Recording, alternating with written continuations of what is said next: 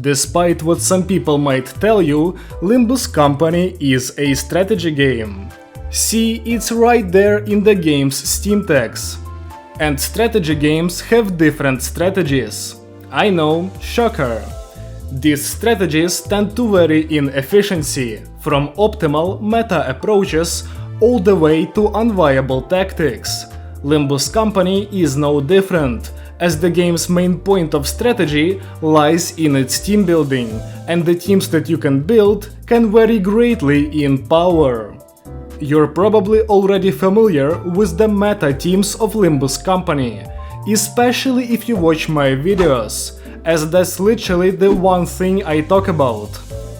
The strongest teams this game has to offer tend to be centered around the infliction or gain of a single status effect, which creates a synergy that gives you a team that is stronger than the sum of its parts. Of course, you can also imagine what extremely weak teams look like. With no synergy to buff your team and no generalist identities that can perform on their own, a team becomes extremely underpowered and struggles to do anything in the current endgame of Limbus Company. However, between these two levels of quality is the place where some of the most interesting strategies usually lie. In fact, some of my most fond memories of certain strategy games are about using slightly suboptimal but fun strats. Now, I'll be real with you, Limbus Company doesn't exactly have a large enough number of identities to have a ton of interesting, but not exactly overpowered or insanely weak synergies. But the game does have a couple. And today we will be talking about one of these teams that has popped back up in the minds of many players after the most recent Identity release. And that team is the Envy Resonance composition, which, as you might have guessed, is focused on creating consistent and long Envy Resonance chains, while also benefiting from effects that require these chains to be used. In today's video, we will go over how to build the team and the variations you can go for, and then we'll talk about how to play the Envy Resonance composition. And after that, we'll go over the team's pros and cons, as well as whether it's a good idea to build this team at all. But before we do that, I have to tell you that most of my viewers are not subscribed. So if you find yourself coming back to my videos or end up enjoying this one, consider subscribing. It takes just 1 second and helps me out a lot. Without further ado, let's get back to the Envy Resonance team. First and foremost, let's look at the identities this team is composed of. I'll go over 6 identities I recommend using for the team, and I will briefly explain what they do. The first choice should be obvious. The newest identity released for this team is middle little brother Sinclair, and he obviously gets a spot on the squad. Sinclair is a potent damage dealer, who takes a while to set up, but deals great damage once you've given him some time. He can also dish out great damage while setting up, if his counter is used in a long Envy Resonance chain. His main weakness is his slow setup, but that weakness is mitigated if you also put other middle identities on your team. Speaking of middle identities, Middle Dawn makes an appearance on this team as well. The Forgotten Juggernaut of Season 3 does really well in an Envy Resonance composition, as she can, much like Sinclair, dish out great damage with a long chain on the field. However, unlike Sinclair, Dawn is a little bit more demanding when it comes to empowering her counter. While Sinclair can get away with using his counter in a 4-skill chain to turn it into his skill 2, Dawn can only turn her counter into her skill 3 in a full 6-skill chain. Although, if you do everything correctly, this should not be an issue. Another middle ID on the team is Middle Merceau, the first 2-star of the composition. This unit differs from his other siblings, as Merceau isn't exactly what you would call a damage dealer. Instead, he buffs his allies in 3 ways. First, just because he is a middle identity, Sinclair, once again, gets to stack his passive quicker with Merceau on the field. But, to be fair, due to the way Vendetta Mark works, with its 10 stack cap, having both Merceau and Dawn is pretty much the same as just having one of them. The second way Merceau makes his allies stronger is with his skills. His second skill applies envy power up and envy damage up to allies adjacent to Merceau, and his third skill can set up a nuke turn by inflicting 2 stacks of envy fragility next turn on an enemy. The final way Merceau supports his team is with his passive. This effect is also exclusive to his middle siblings, but it is still really impactful, as Merceau's passive provides SP healing to him and one middle ally with the lowest SP. The SP healing is extremely valuable, because the middle identities mostly rely on their counters in combat, and counters do not clash with the enemy, and thus cannot generate sanity in the way normal skills do. Moving away from the middle, another identity you will find on the Envy Resonance team is Multi-Crack Faust. Her role is a blend of damage dealing and support, as Faust deals great damage with her second skill, which is improved if it's part of a 3-skill Envy Resonance chain or higher, but she also inflicts Envy Fragility with her third, helping set up a nuke turn in the same way as Merceau.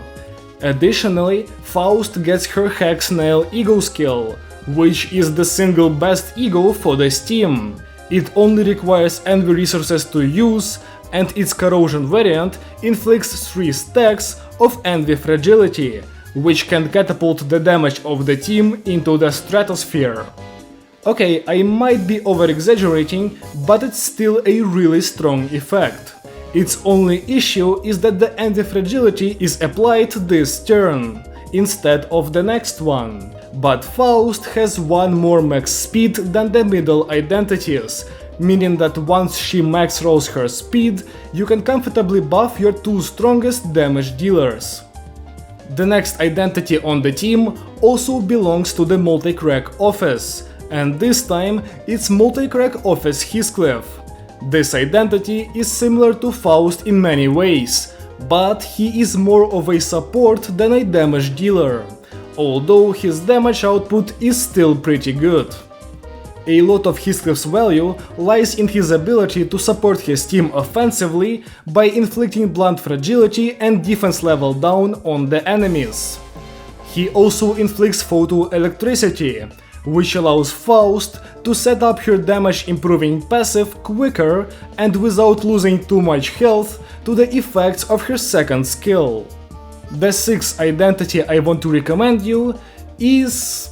well, it's tough to say, as a lot of identities can potentially fill up that slot, but none of them are perfect. So instead of singling out my favorite identity, let's move to the variations segment of the video and talk about the 6th slot there. However, before that, let me appease the Pequot Heathcliff fans. Yes, he can be used over Multi-Crack, but I personally am not a fan. Pequot Heathcliff's thing is that he has envy on both his skill 2 and skill 3. And his skill 3 gains a lot of power in an Envy Resonance team. His passive also synergizes well with the middle, as those identities get hit a lot, allowing Heathcliff to stack up offense and defense level up. But at the same time, with no Envy defense, Heathcliff can get stuck with 3 copies of his skill 1, which is less than ideal for this team. He also lacks the support abilities of Multi-Crack, while not providing much more damage on his own.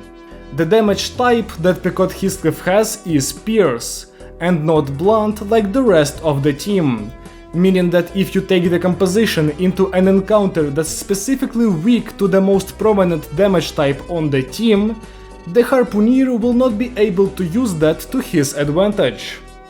Okay, anyways, let's move on to the 6 slot options. The first identity that I imagine a lot of people think about when it comes to Resonance team in general is Pequot Captain Ishmael. She's got an Envy skill 1, applies defense and offense level up to allies, and all of her skills have resonance-based effects. This sounds like a perfect fit, does it not? Well, Ishmael does have some issues. First and foremost, having just 3 Envy skills in a rotation with no access to on-demand Envy is not good enough for Dawn and Sinclair, both of whom require their teammates to create 6 skill resonance chains all the time. Also, her best resonance-based support ability is tied to her skill 2, which has Pride affinity. This means that the 3 offense level up, 2 damage up, and assist attack are only available if you drop the strongest skills of your 2 main damage carries, which just isn't worth it most of the time. Still, despite all that, Captain Ishmael probably remains the best 6 slot identity for this team. Alternatively, Kurokumo Ishmael might also be a decent choice, as she also gets an Envy skill 1 and gets synergy with certain members of the team. The Vengeance and Vendetta marks, as well as all the fragility effects, count towards Ishmael's damage improving effects, meaning that she can act as a damage dealer on this team. Also, she provides a small amount of bleed count, which can sometimes allow Sinclair to proc his bleed conditionals, which he usually cannot even touch, although that interaction is not consistent at all. Another idea I've seen is using T-Corp Rhodia in the 6th slot. The plan here is to use her first skill, which has Envy affinity, to help with Envy chains, and then use her third skill after a block to inflict Time Moratorium on the enemy. The idea of using Time Moratorium here is keeping the enemy out of stagger for an extra turn, as staggered enemies cannot be hit by counters. However, the effect also turns all the damage dealt into sloth damage, meaning if you pick the Envy team against an enemy that is weak to Envy, using Time Moratorium can ruin your damage if the enemy resists sloth. You'd think that this works the other way around as well, but you have to remember that outside of one turn, the damage the team will be dealing is Envy, meaning that for most of the encounter, you're playing at a disadvantage. Outside of these 3 identities, most of your other options fall into one of 2 categories: Envy on skill 1 and Envy on defense, and maybe the occasional Envy on skill 2 as well. Identities like Rep Roshu and Yechi Rodion can be used to play into the blunt damage focused nature of the team, especially if you run multi-crack Heathcliff over Pequot. At the same time, identities like She Ishmael, LCCB Rodion, and whatever other identities with an Envy defense that you can think of can be used to secure max Envy resonance, even if they don't bring much into the team. And that's pretty much it in terms of building the team. Now, how do you play it? Well, obviously you want to go mainly for Envy resonance chains. To do that, you should be using the defensive skills of your units whenever you don't have any Envy skills you can use instead. In the case of Sinclair, he wants to use a skill on turn 1 to give himself some sanity, and after that, you're free to spam counters on him all the way until the end of the encounter. Although, more realistically, you're going to stop only using counters after hitting 30 stacks of Book of Vengeance. Middle Dawn also primarily relies on her counter skill, with her getting a massive buff if you use it in a 6 skill Envy resonance chain. Merceau will also find himself using his counters quite a lot, but due to Sinclair's passive not needing 3 middle units to be hit every turn, Merceau can use his second skill whenever possible to buff his teammates. Multicrack Faust and Heathcliff want to use their second skills whenever possible, while also holding onto their third skills in order to combo them with a Merceau skill 3 to set up a nuke turn. Whenever your 6th slot identity has an envy skill ready, you can use the blocks on Heathcliff and Faust to allow Sinclair and Dawn to get their empowered counters. After setting up a nuke turn, Faust should use her Hexnail Ego skill unless she low-rolled her speed, to further increase the damage output of the team at that moment. As for the 6th slot, there's no single uniform way to use the identity in that slot, as all of them do different things. But it's mostly the same as ever.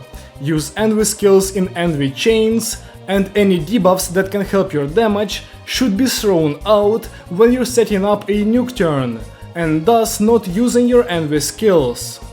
With that, it's time to talk about the pros and cons of this team. And of course, we'll start with the good things. The first good thing about the team is the fact that it allows Middle Sinclair to reach his full potential, making him an incredible damage dealer.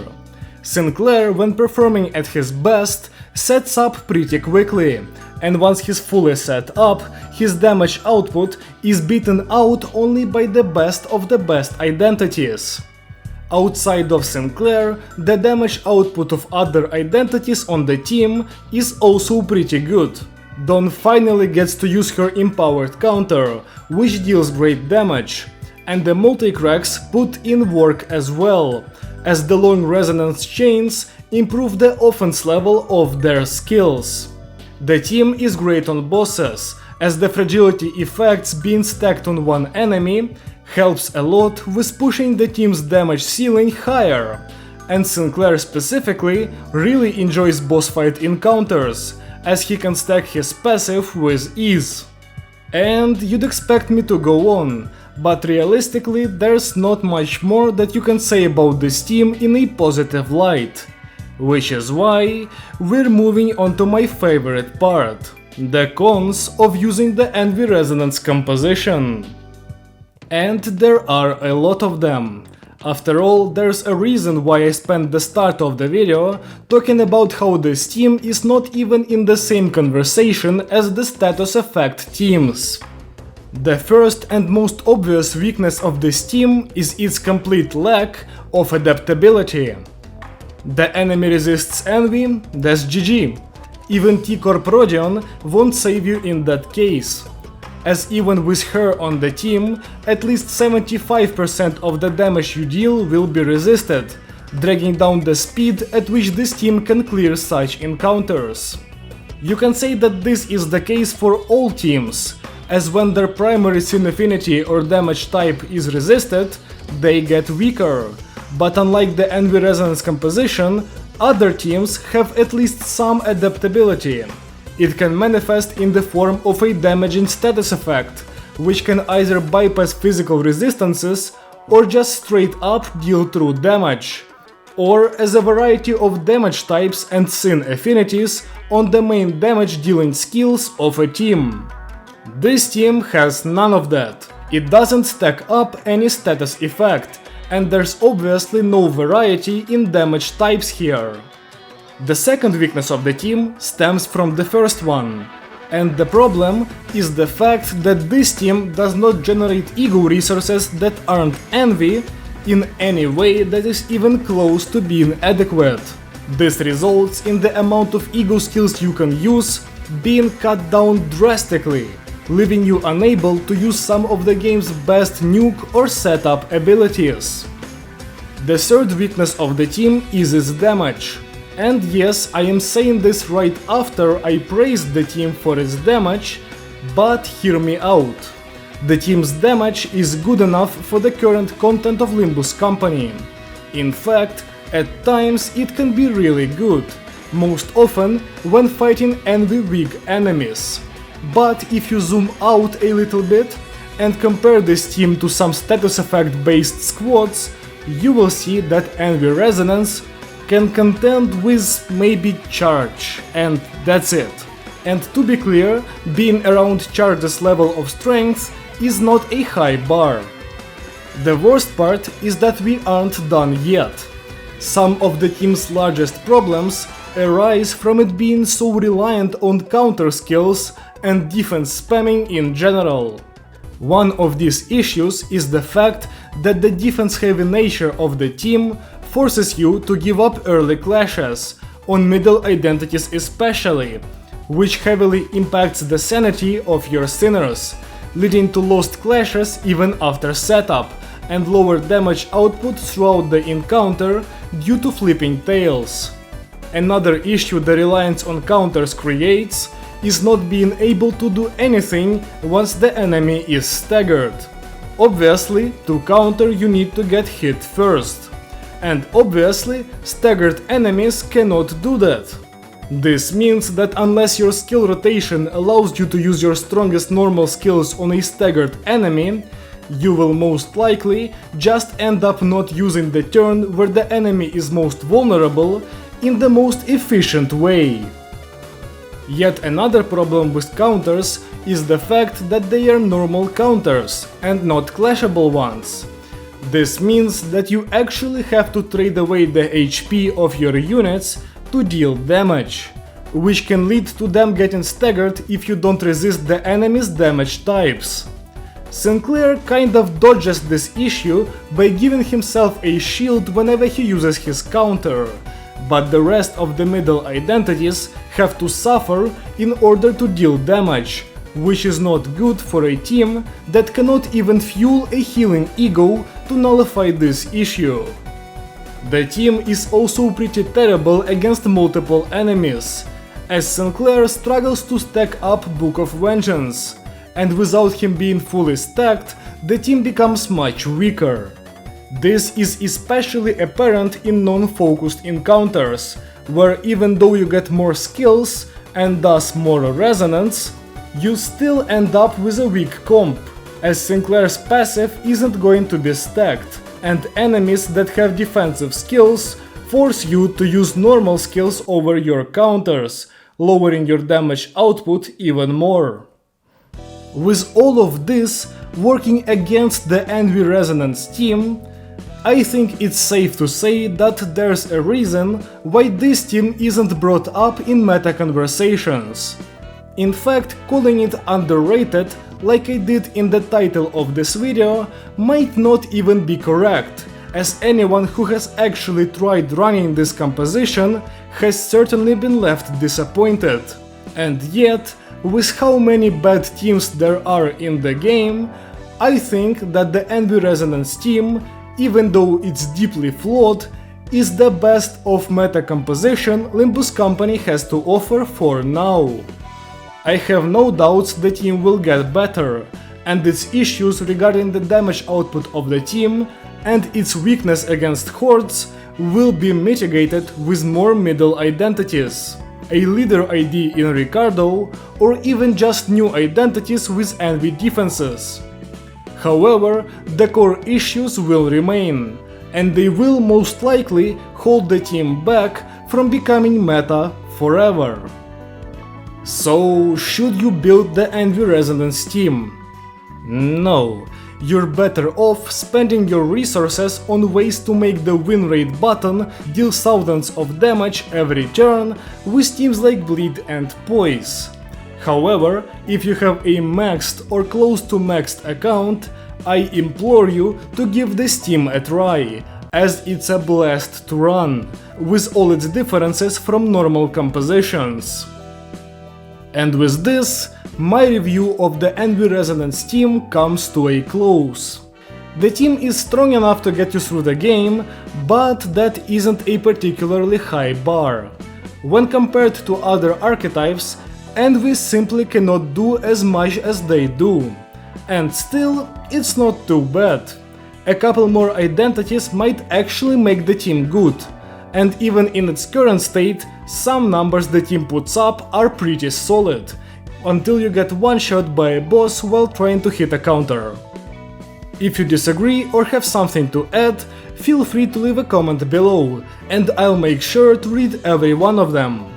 If you enjoyed the video at any point, leave a like to let me know, and if you want to see more content like this, consider subscribing. Thank you so much for watching, and I hope to see you again soon. Goodbye!